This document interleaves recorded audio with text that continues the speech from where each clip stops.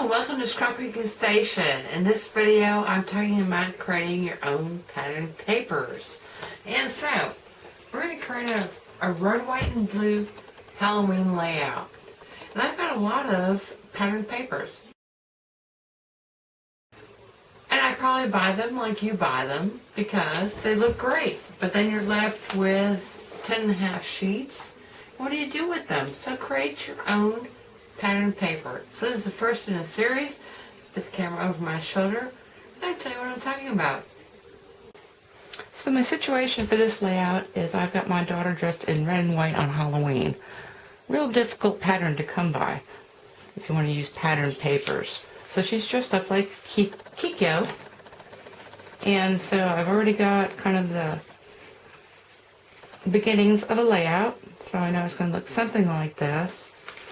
It's a trick-or-treat thing, so I think I'm going to go with Holiday Home and just try and make this panel a little Halloween-y, or introduce Halloween to red, white, and black. So the first thing I'm going to do with this panel is mask off some of these areas with my homes, and then I'm going to give it a good background step in Smoky Sleigh. And I'm going to use the cheesecloth and kind of overlap and go back and forth. So my first layer is going to be a light overall background. Okay, once you have the cheesecloth pattern on there, and this is what it looks like. And I have to come clean. This isn't the actual panel because I mistakenly deleted that segment. Anyway, so you've got that, and my next step is I want to introduce some solids into the background.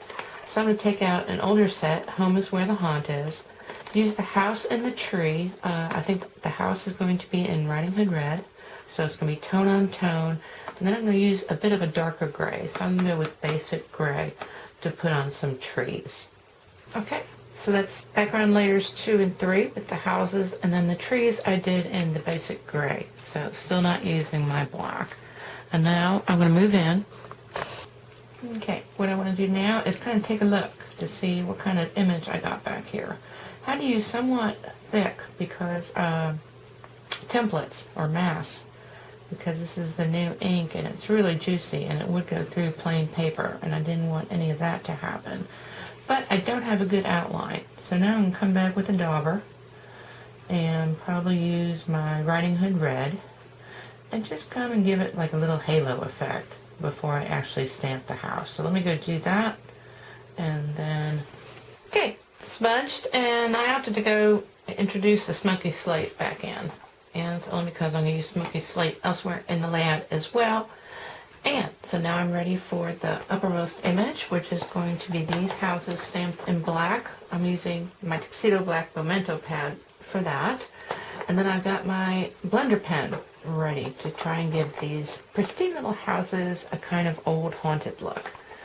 So I'm going to do that, probably put in a couple trees in the forefront in the same basic black as well.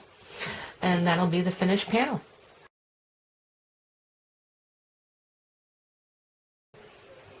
Okay, once I stamped those images on there, I chose not to use my blender pen because this gives me a balance, because I'm going to journal, and also I didn't want to smudge and blend everything. And so I'm back up a bit because I finished the layout.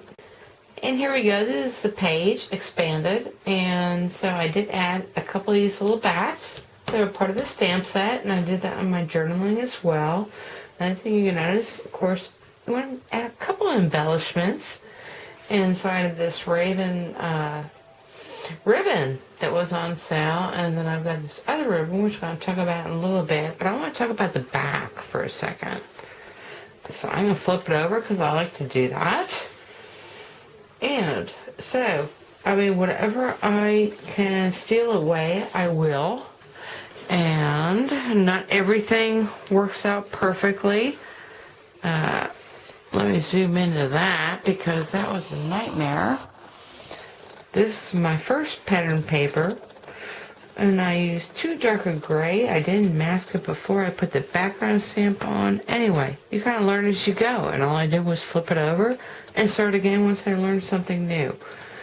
So, when I clipped this out, it actually was my mat for this lady, Kiko.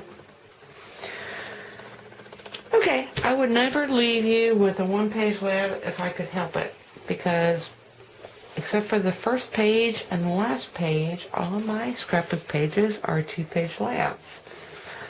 So let me introduce the second. I was making the first, I made this one, and back out a little bit. And there it is, but now I've got the same border. The only thing different is when I did the homes, I did them in the Pacific Point, because those are the two colors I had to deal with this time. And that's how I ended up adding the spooks into everything. So you've got a couple spooks here, you've got a couple ghosts here, and then again you've got the ribbon and the ribbon treatment here. And let me talk about that for a second. Okay, I have this raven lace. Actually, like I said, I think it's like a seam binding from Stamping Up, but then I've got this other ribbon. And I talk a lot about ribbon on my tips and tricks page because these were all graded from this ribbon. Now, I don't buy color specific. If I can have white, I can color it and I can do more with it. Anyway, if you visit my website, Tips and Tricks, it's usually about doing more with what you've got. Okay, how funny. I've got red, white, and blue in a Halloween layout. And that's kind of cool. I've always used my pattern papers to kind of drive my photographs, but now I'm thinking, well, I don't have to buy 12 pages of pattern papers. You know what? I create this and I'm done. I don't have 11 other pages that I have to deal with. And same with this guy. So anyway, think about that for a little bit, and I can continue with some other paper pattern videos for you to watch. Anyway, thank you for watching, and I hope you took something away with you can use in your own scrapbooking.